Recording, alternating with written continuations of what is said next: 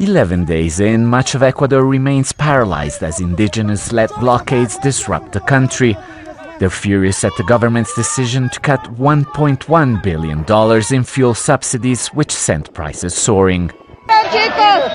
In Cayambe, protesters forced troops to withdraw without violence. But in other parts of the country, clashes broke out as soldiers tried to reopen highways.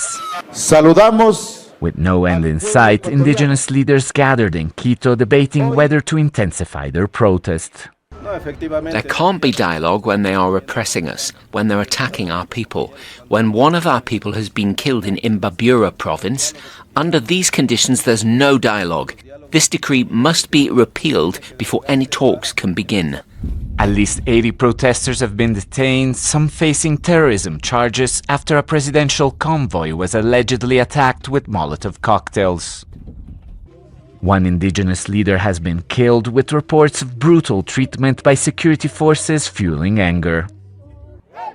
On Thursday, supporters rallied outside the defense ministry to denounce the crackdown.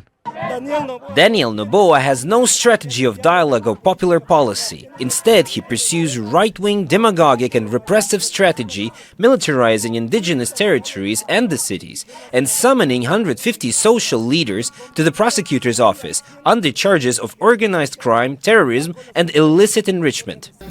President Daniel Noboa insists he will not back down. Reclamamos. He argues cutting subsidies is essential to his economic program and commitments to the IMF.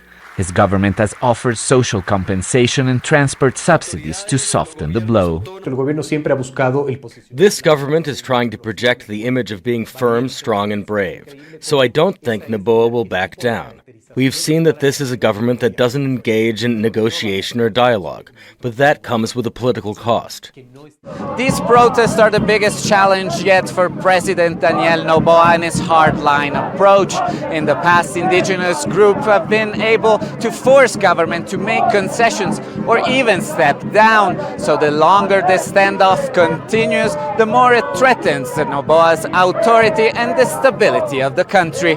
Alessandro Rampietti, Al Jazeera, Quito.